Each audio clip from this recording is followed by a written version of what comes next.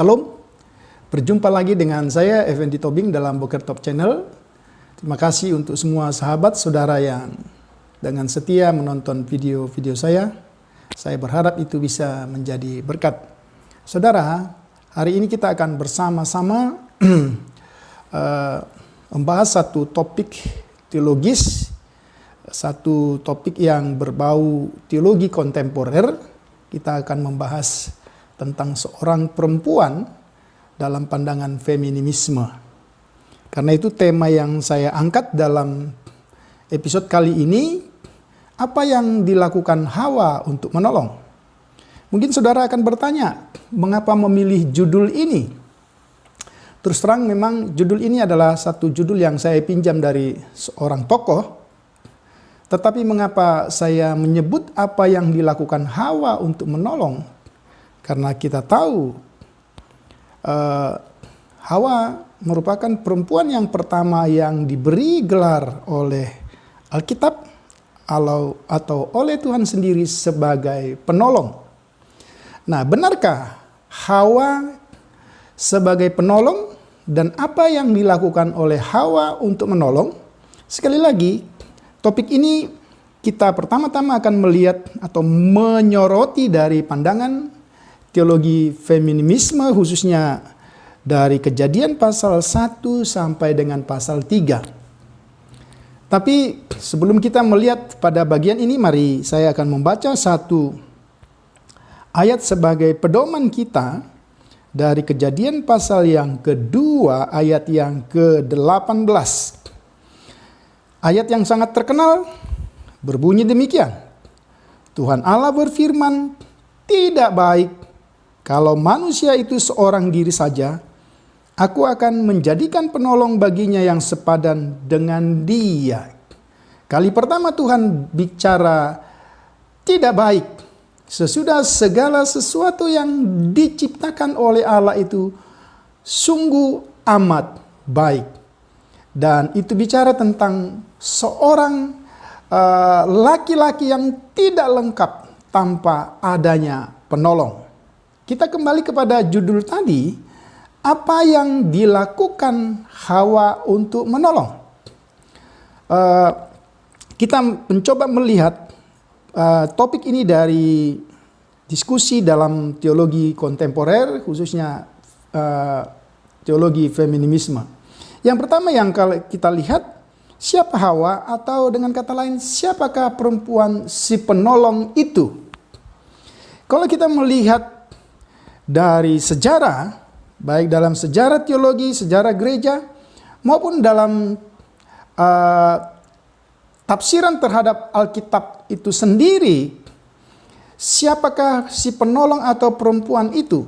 Sesungguhnya telah terjadi proses marginalisasi, disengaja atau tidak sengaja, tentang siapakah perempuan itu atau siapakah si penolong itu.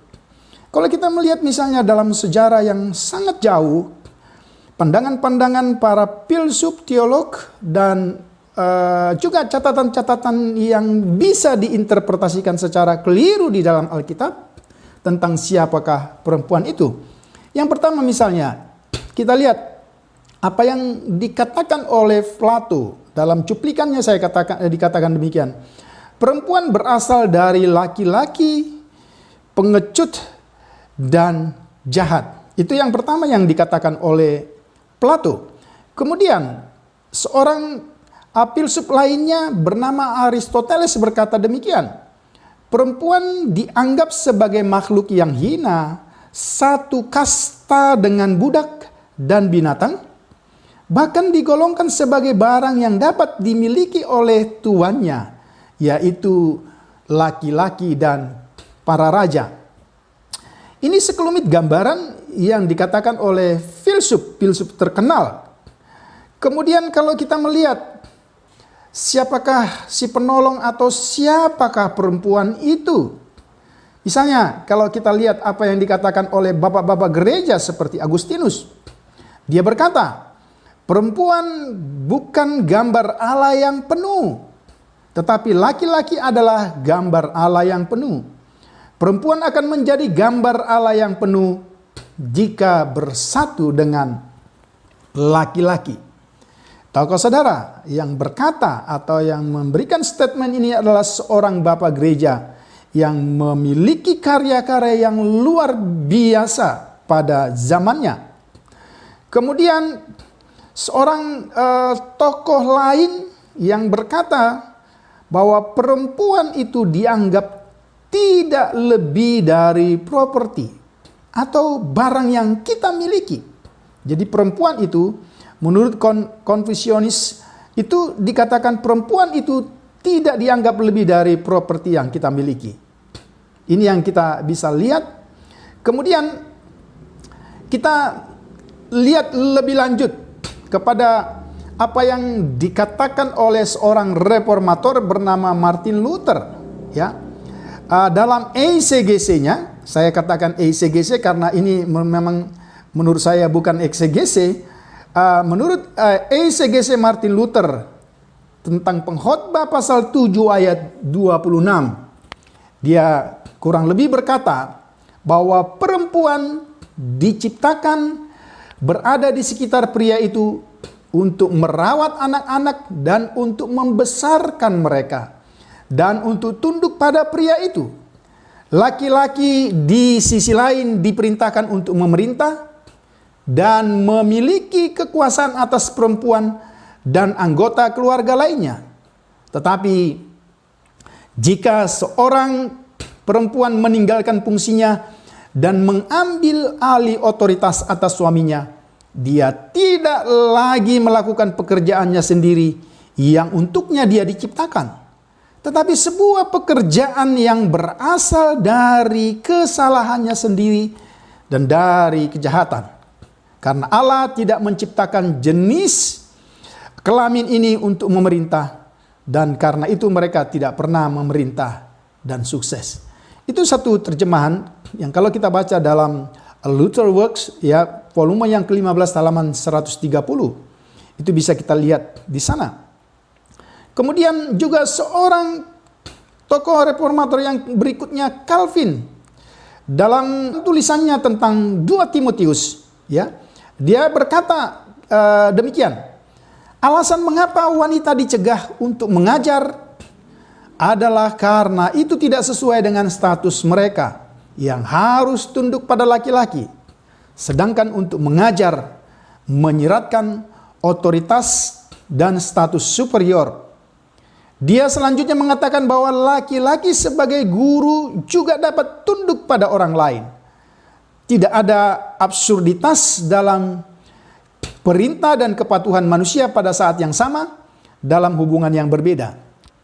Tetapi ini tidak berlaku untuk wanita yang secara alami, yaitu menurut dia oleh hukum Allah yang biasa, dilahirkan untuk patuh, karena semua pria bijak selalu menolaknya. Nah, kira-kira ini beberapa cuplikan baik dari filsuf, tokoh-tokoh gereja, bahkan para reformator. Berikutnya kita lihat dalam tulisan Alkitab atau apokrip. Di dalam Sirach 25 ayat 4 berbunyi demikian, permulaan dosa dari perempuan, dan karena dialah kita semua mati. Oke. Kemudian dalam Sirach 25 ayat 19 dikatakan, setiap keburukan hanya kecil dibandingkan dengan keburukan perempuan. Mudah-mudahan ia ditimpa nasib orang yang berdosa. Ini kita bisa lihat. Kemudian lebih lanjut dalam Apokrif dikatakan, kejahatan laki-laki lebih baik daripada kebijakan perempuan, dan perempuanlah yang mendatangkan malu dan nista. Kemudian itu terdapat dalam Sirach 42 ayat yang ke-14.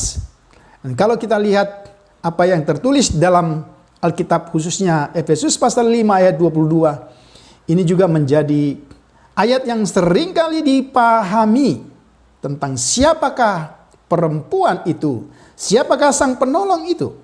Dikatakan dalam Efesus pasal 5 ayat 22, istri, hai istri, tunduklah kepada suamimu seperti kepada Tuhan.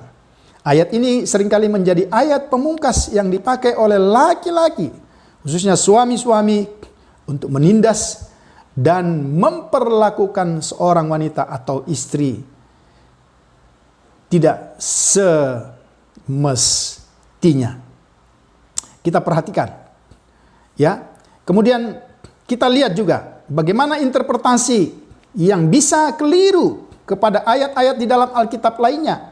Misalnya kalau kita membaca kitab Kejadian pasal yang ke-16, dikatakan ketika manusia itu berdosa, maka Tuhan menghukum baik ular maupun laki-laki dan termasuk perempuan itu.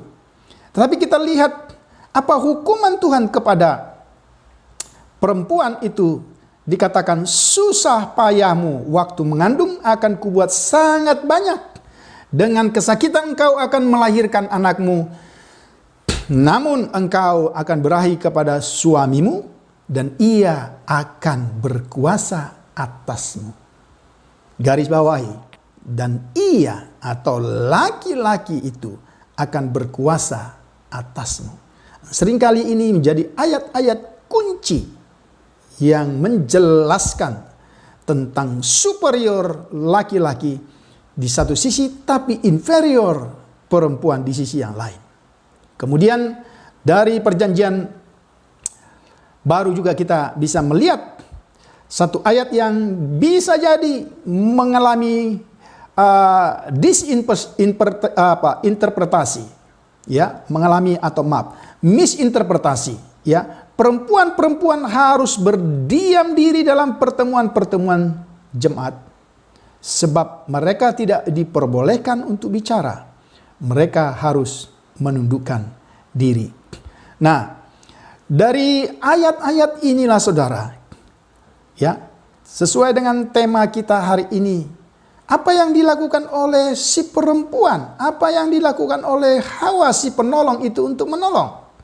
Maka dari bagian-bagian yang pertama, apa yang sudah terjadi dalam sejarah gereja, bahkan dalam sejarah secara umum, bagaimana pandangan-pandangan yang memarginalisasikan perempuan itu, maka lahirlah satu paham yang kita kenal dengan paham atau teologi feminisme. Sesungguhnya teologi feminisme itu adalah suatu ideologi yang ingin menyetarakan laki-laki dan perempuan. Suatu ideologi yang dikembangkan di Eropa Barat dalam rangka memperjuangkan kesetaraan laki-laki dan perempuan. Tujuannya supaya mereka mendapat keadilan dan kebebasan, memiliki otonomi yang sama sebagaimana yang dimiliki oleh laki-laki dari kungkungan atau perbudakan tanda kutip agama, perbudakan budaya, perbudakan sosial, dan struktur kehidupan lainnya. Jadi ini bisa kita maklumi, kita bisa terima, karena kalau kita mulai tadi dari pembacaan, dari pemaparan saya yang pertama, sedemikian rupalah kondisi si penolong, si perempuan itu yang dijelaskan oleh Alkitab. Nah, bahkan ada istilah yang dijelaskan, feminisme itu sebagai the subject of woman, ya. Ada istilah, silakan saudara cek. Feminisme itu berasal dari female, ya, dari kata Yunani femina, female, femina itu dari bahasa Yunaninya, ya. Kalau kita mencoba lihat apa arti dari kata female atau femina dalam bahasa Yunani, fe itu artinya fide, ya, fide atau faith, ya, fide dalam bahasa Latin tentu, faith itu berarti keyakinan atau iman, ya. Kemudian mina itu berarti minus atau kurang. Jadi dari sisi etimologi ini dapatkah dikatakan, ya, silakan saudara-saudara bisa cross check, ya. Ini hanya salah satu istilah. Mungkin ini tidak dalam pengertian yang sesungguhnya, tapi dari istilah ini pun kita sudah melihat bagaimana istilah ini juga mendiskreditkan siapa itu female, siapa itu wanita, sehingga dapat disimpulkan. Kalau demikian, feminisme itu bisa juga berarti seorang yang tidak memiliki iman, atau perempuan yang tidak memiliki iman, atau kurang iman. Tentu sekali lagi etimologi tidak menjelaskan arti, tapi ini hanya satu daftar yang ingin memperkuat bahwa ternyata sudah terjadi marginalisasi yang luar biasa terhadap siapakah perempuan ini. Perempuan memiliki posisi yang sangat manjil, baik dalam bidang sosial, pendidikan, politik, hukum, dan juga agama. Mereka tidak mendapat tempat sebagaimana layaknya para laki-laki. Sehingga muncullah gerakan feminisme ini, ya, yang dipelopori oleh Charles Fourier tahun 1837. Kemudian kalau kita lihat juga, misalnya dalam konteks sosial, apa yang memicu terjadinya feminisme itu juga bisa terjadi karena pola perkawinan, pola poligami, ya. Bukankah dengan pola perkawinan poligami, ya, itu menunjukkan bahwa satu laki-laki bisa dengan banyak perempuan. Artinya di sini kita bisa melihat posisi seorang laki-laki yang hanya dapat disetarakan dengan banyak perempuan. Kesetaraan itu bersifat kuantitas tetapi juga bersifat kualitas. Bukankah poligami sudah mendapat restu? Bukankah poligami sudah mendapat legal, ya, dapat dasar-dasar hukum di banyak negara, di banyak agama, di banyak kebudayaan? Bukankah ini ingin menunjukkan bahwa nilai wanita lebih rendah diterima atau tidak? Ini menunjukkan bahwa nilai wanita lebih rendah dari laki-laki. Ya. Kemudian kalau kita lihat juga dalam Alkitab kita Perjanjian Lama khususnya, kita melihat keturunan Musa, Harun dan seterusnya bicara tentang patrilineal descent, artinya descent, ya, patrilineal descent artinya keturunan dari patriark. Jadi diturunkan dari bapa. Ini yang kita lihat. Jadi di berbagai aspek kehidupan, maka inilah yang melatar belakangi kondisi lahirnya satu gerakan feminisme. Ini mungkin hanya sebagian kecil, tapi mudah-mudahan ini bisa memberi gambaran, ya, tentang siapakah perempuan itu. Apakah memang Hawa, Ezer, si penolong itu dapat kita tunjukkan bahwa dia memang betul penolong, ya, karena ada dua istilah, Ezer kemudian Kenekdo, ya. Jadi Ezer penolong, tetapi kemudian kata yang berikutnya Nekdo itu berarti sepadan, ya, setara. Tapi fakta yang sudah kita lihat sebagaimana yang saya uraikan tadi, di mana letak kesepadanannya? Ya, kita memperhatikan dalam pembacaan ini.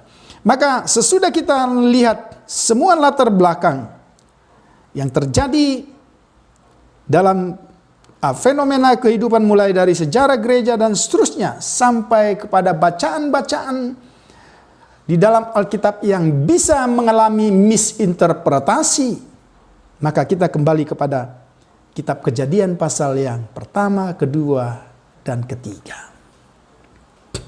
Kalau kita memperhatikan kitab Kejadian pasal yang pertama, kedua, dan ketiga, khususnya misalnya ketika kita melihat pasal yang pertama dan kedua, ya, kalau saya ingin mencoba menggambarkan, ini hanya ingin mempermudah kita, bukan berarti pengertian yang absolut.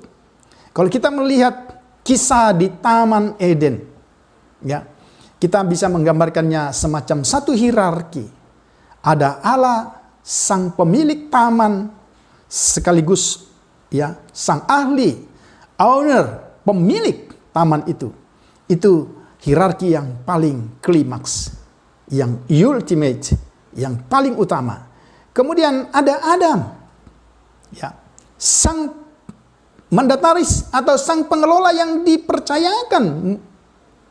Kalau kita memperhatikan itu, kemudian ada turunan berikutnya dari Adam, maka diciptakanlah Hawa.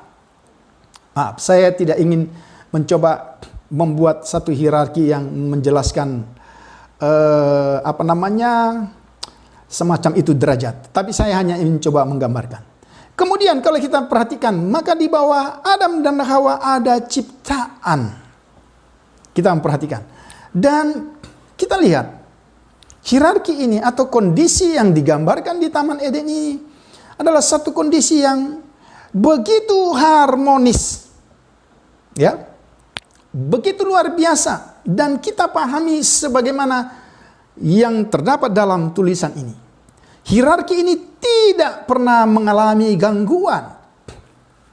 Tetapi kemudian setelah ada begitu banyak, saya hanya mencoba menggambarkan dengan bahasa sederhana. Setelah ada begitu banyak pengunjung-pengunjung yang mendatangi Taman Eden, maka mulai timbul pertanyaan, mulai timbul masalah, mulai timbul persoalan tentang hierarki itu. Dan salah satu pengunjung, kalau saya boleh katakan, mereka adalah kaum feminisme. Ya, jadi kita bisa rangkai kisah ini dari latar belakang tadi. Setelah para pengunjung dari kelompok feminisme ini hadir di Taman Eden, mereka mulai mempertanyakan, apakah betul seperti itu? Ya. Kalau kita memperhatikan, yang mereka mulai pertanyakan yang pertama adalah posisi perempuan di Kejadian 1 dan Kejadian 2 yang begitu kontras. Pertanyaannya, apakah ini juga hasil dari atau produk dari teori sumber yang berkata bahwa ada dua versi penciptaan, Kejadian 1, Kejadian 2. Dan ini menjadi persoalan yang saya tidak dapat pastikan. Tetapi rasa-rasanya kelihatan kaum feminisme ini juga dirasuki atau dimasuki oleh teori sumber yang berkata bahwa ada dua versi penciptaan. Maka akan ada perbedaan Kejadian 1 dan Kejadian 2. Tapi kita mau batasi. Yang ingin saya katakan, kisah perempuan di dalam Kejadian 2 sangat berbeda dengan kisah perempuan dalam Kejadian 1 menurut feminisme. Ya. Mereka katakan di dalam kitab Kejadian pasal 1 sangat jelas, ya. Kalau kita membaca misalnya Kejadian 1 ayat yang ke-26, berfirmanlah Allah, baiklah kita menjadikan manusia menurut gambar dan rupa kita, supaya mereka berkuasa atas ikan-ikan di laut dan burung-burung di udara, dan atas ternak dan atas seluruh bumi, dan atas segala binatang yang merayap di bumi. Oke?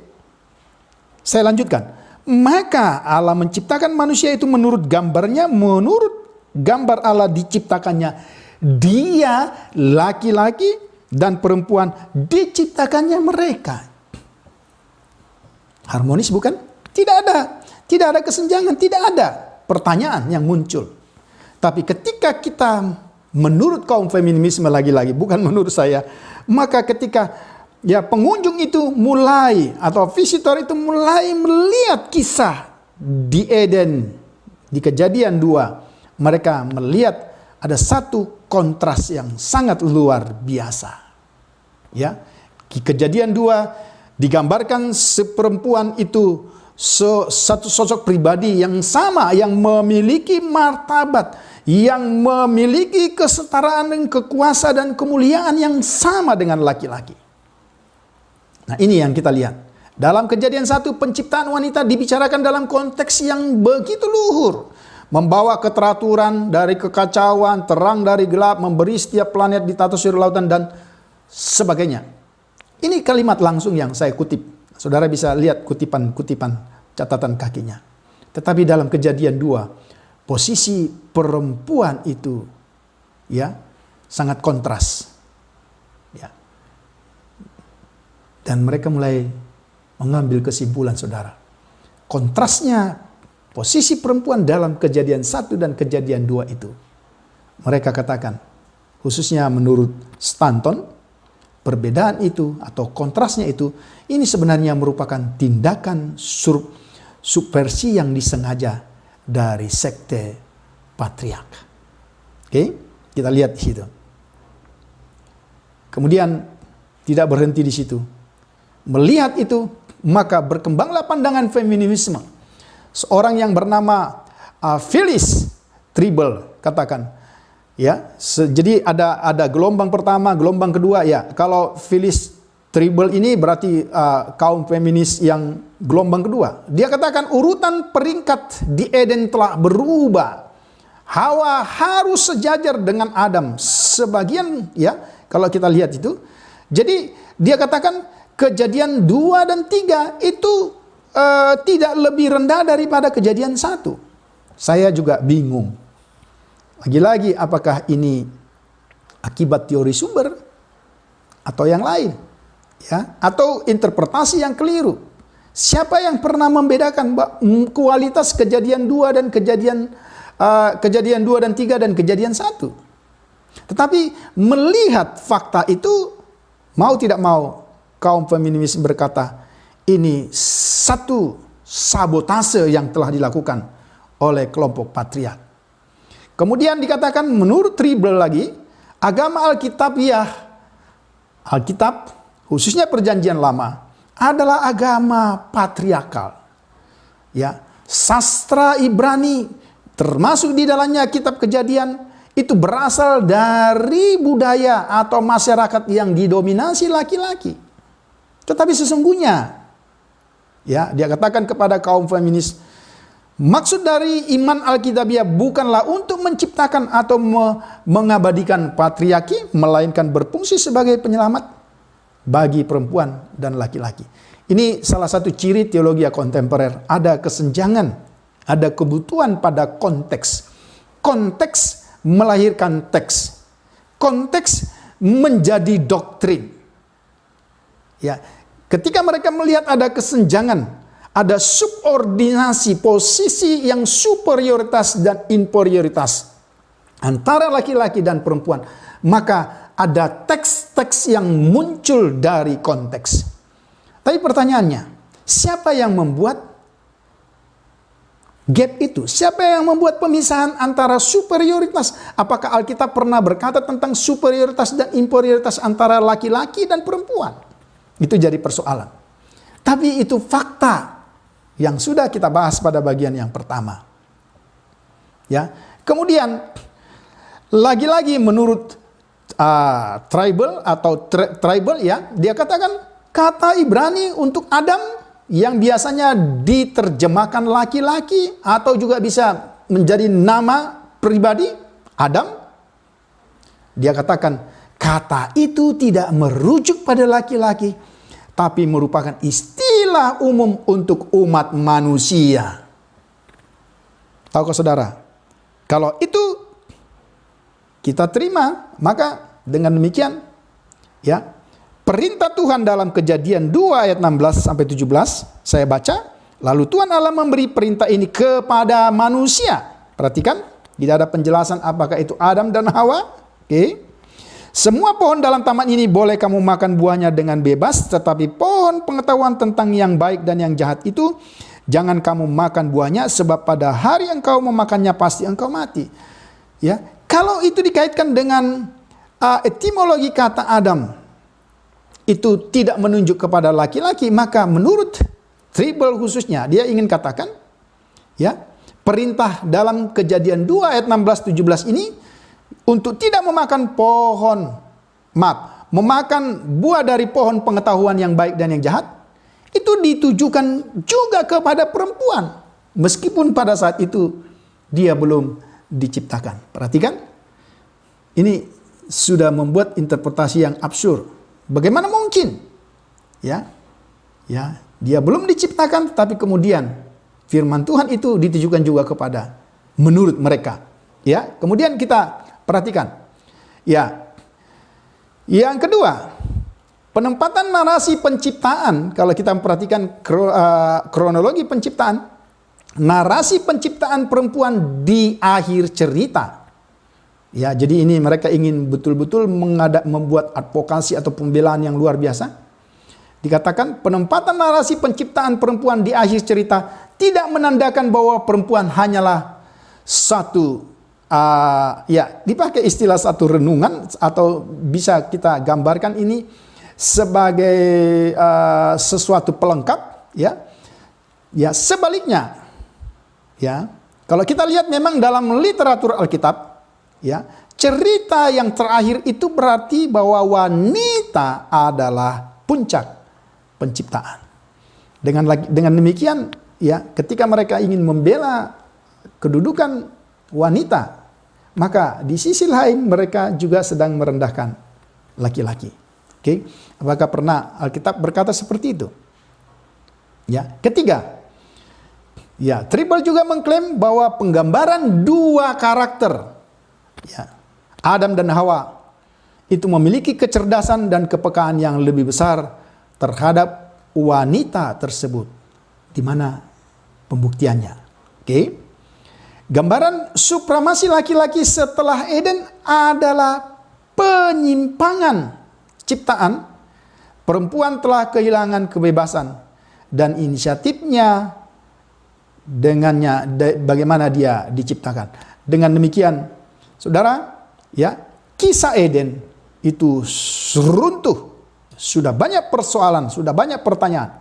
Ya, kisah Eden runtuh sebagai penyangga. Ya, saya pakai istilah fanatisme laki-laki dan diubah menjadi teks kekuasaan yang membebaskan. Ini bagian yang pertama yang bisa kita lihat. Pada sesi berikutnya kita berfokus lagi kepada apa itu yang dilakukan oleh Hawa. Apa yang dilakukan oleh Hawa untuk menolong, kita akan lihat teks yang dicatat dalam kitab Kejadian pasal 2 secara khusus. Demikian saudara bagian yang pertama, ya, dari tema kita hari ini, apa yang dilakukan Hawa untuk menolong. Bagian yang pertama kita selesaikan sampai di sini. Kita akan sambung kemudian pada sesi berikutnya. Kiranya ini bisa menolong, memberi gambaran bagi semua saudara sahabat yang menyaksikan tayangan video ini. Tuhan Yesus memberkati. Salam.